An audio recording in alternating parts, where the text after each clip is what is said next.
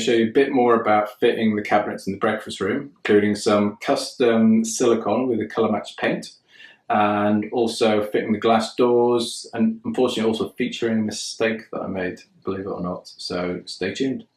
So we're just coming to start to fit out the dresser unit. So the base unit is secured in. I've just placed the worktop on top, but it's going to need a little bit of scribing into the wall.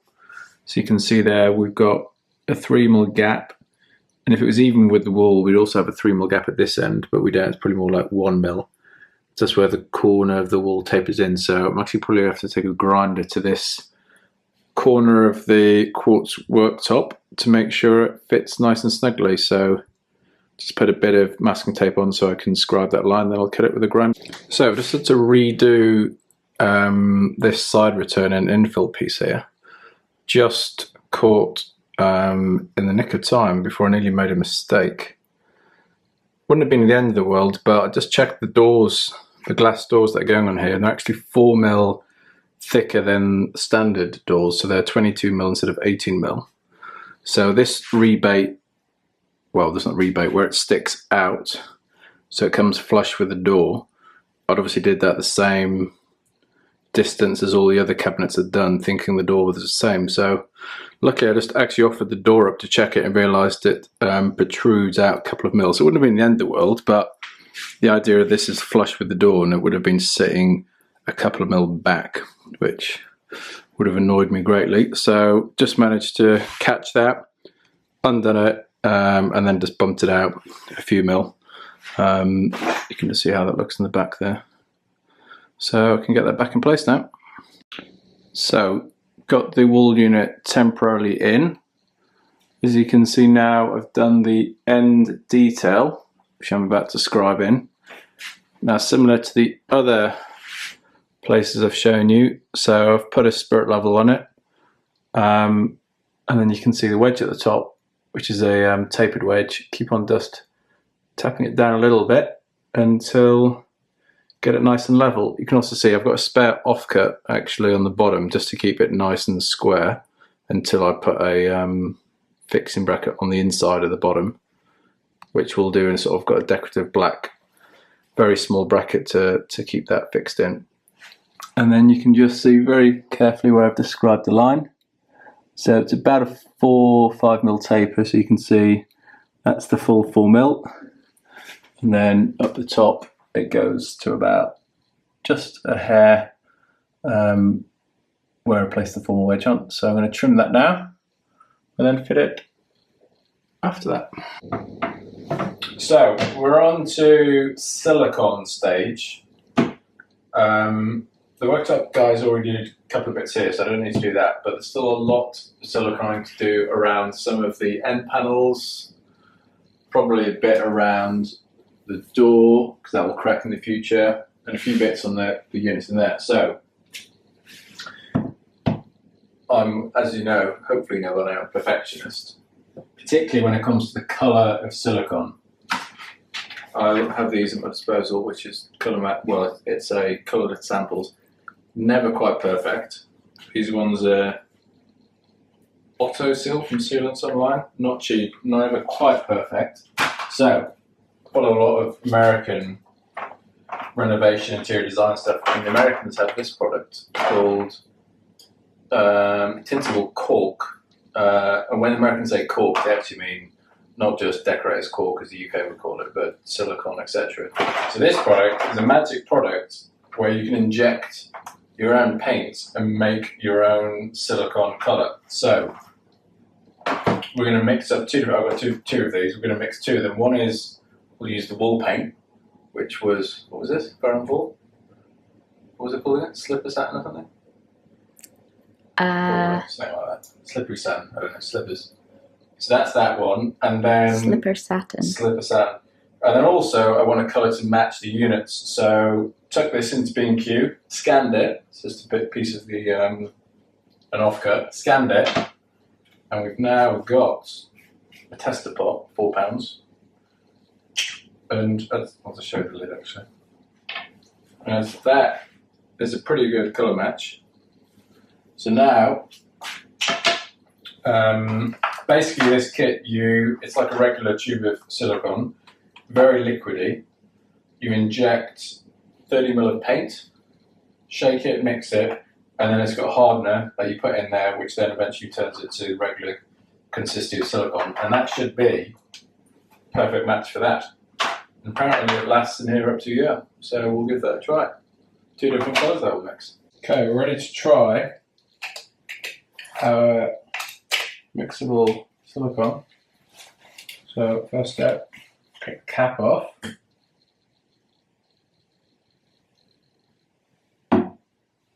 Looks good and runny. Our paint. Now this was mixed by the machine, or stirred by the machine, but we'll give it another stir, make sure it's all nice and mixed. And then apparently we need 30 ml.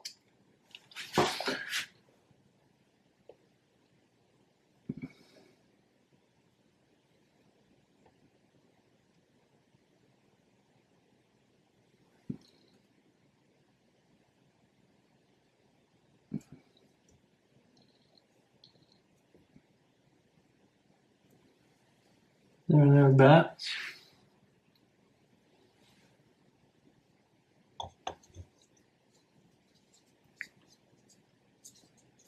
Give that a quick wipe.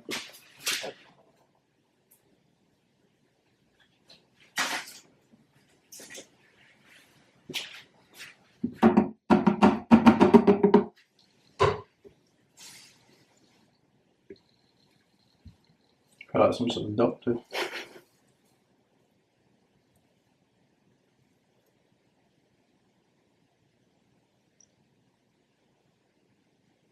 Okay.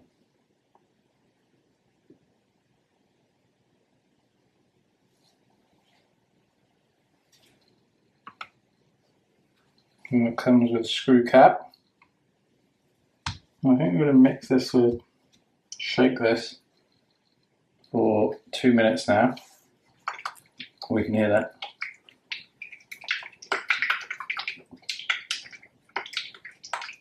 You're not going to watch me do this for 2 minutes here.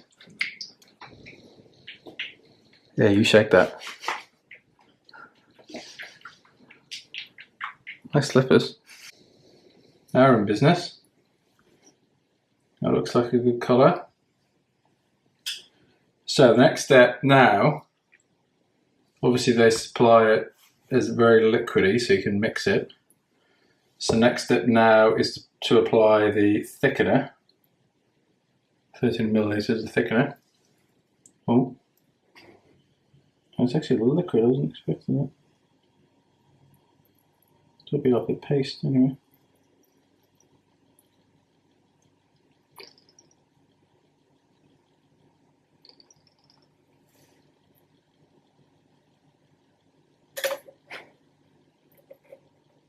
Right.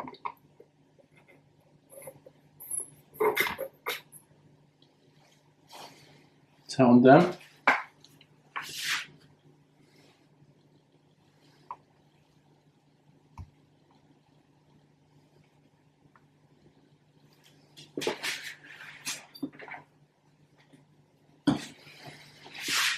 Alexa, set a timer for 2 minutes. 2 minutes, starting now. Okay, you can cut now. Alexa, how long's left on the timer? You have less than 10 seconds left on your 2-minute timer.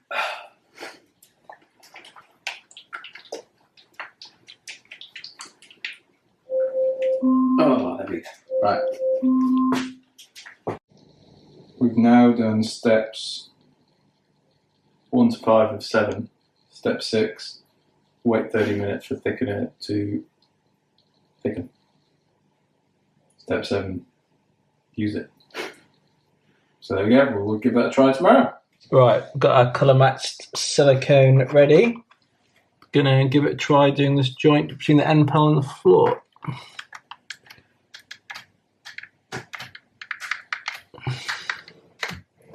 Pretty good match.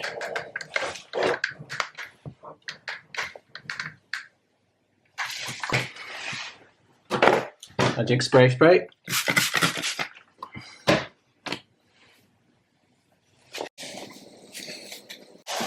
about to put the worktop in on this custom unit here for the wine fridge. This turned into a little bit of a faff in the end. So luckily I had a spare piece of steel left over from the hob worktop, because to get the right clearance and to keep this panel here is effectively freestanding, because it's not connected at the bottom, because this is a freestanding wine fridge, so it couldn't fit a normal thick piece of carcass in here because of the height of the fridge. So if you look carefully in here, I've just notched in the steel so you can't see it from here, and it's screwed down in there and there in the front. So I'm just bedding this on some high strength but slightly flexible silicone. I see the weight of the quartz is pretty heavy, so it needs a thin bead and that will compress. And then a nice bead on the piece of steel. Might just need to wedge this while it dries. It's not light.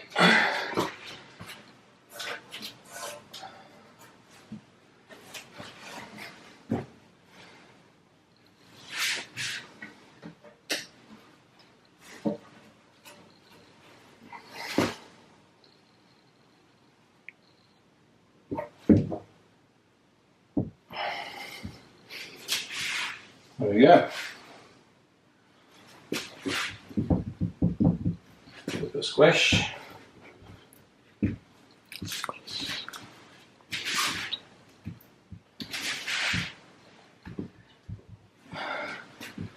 That's that in. Let that set. And then I can start building the unit on that tomorrow. We're now on the right hand side unit, above the wine fridge.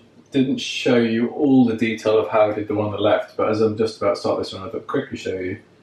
So we obviously want a very seamless look here and to maximise the space. So unlike most wall units, there is no back to this. So before I make, so this is obviously the panel of the side panels that you saw me make a while back now. And if you can just see it, so that is now resting on the worktop, but if you look down the bottom here, we've got quite a big gap, which you could fill with silicone, but it is quite big. So I'm basically going to scribe this to the wall before I assemble this unit to make it nice and perfect to the end, so that there is no gap there. So I'll do that for both sides, and then I'll actually assemble the unit, put it together, and carry on like I did on the left hand side. Okay, so we are about to do a silicone bead around the inside of this cupboard, because this is effectively a bit of a wet zone with coffee machines and water, so this will seal it just in case you get any water ingress underneath there, and obviously these are MDF and McCall, so that the water does not go. So I'm just going to do this, get the tools, and then let it set.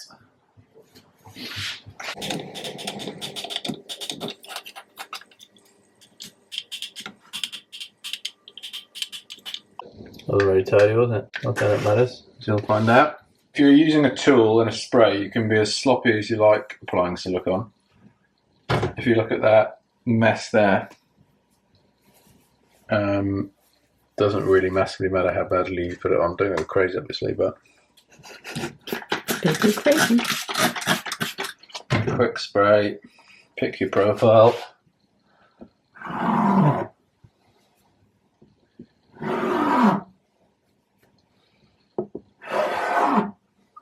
And that's how you get a perfect line.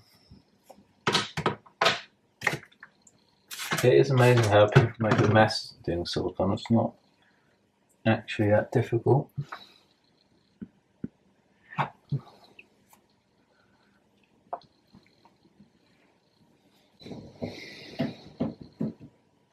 What's happened?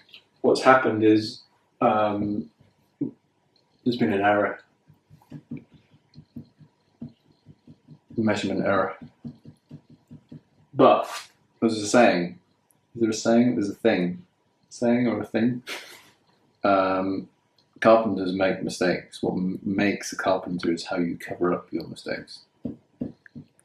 which is the opposite to life lessons, obviously, where you shouldn't cover up your eyes, but make a mistake in carpentry, you have to cover it up. So, problem we've got is, so this, as you know, is a custom-made dresser that we've made, 600, but following standard, typical dimensions, because we bought off-the-shelf doors. So, effectively, while the depth and height of it is somewhat custom, the width of it is a standard 600mm wide carcass. Therefore, our dividing pieces. Why are you laughing? Our dividing pieces is 600 to take away the thickness of the two side pieces. Here comes the problem. Now, everything, and I think just took a measurement of a standard 600mm cabinet, and effectively this dividing piece is 36mm less, because this is standard carcass is 18mm. Problem is, to make this unit, I used the end panels that you can buy that colour matched. So everything that you see on the sides of the units, these are actually 16mm, not 18mm. So for those of you that are actually following this ramble and are good at maths, that therefore means the assembled size is 596mm and not 600mm, because the size is 16, not 18. So it's too late to rebuild and rectify. Thankfully, if we just mock up, there's still an end panel to go on this, obviously, similar to the details. So there's got an end panel that will go on this, and the door sits in between. So, oh, bless me.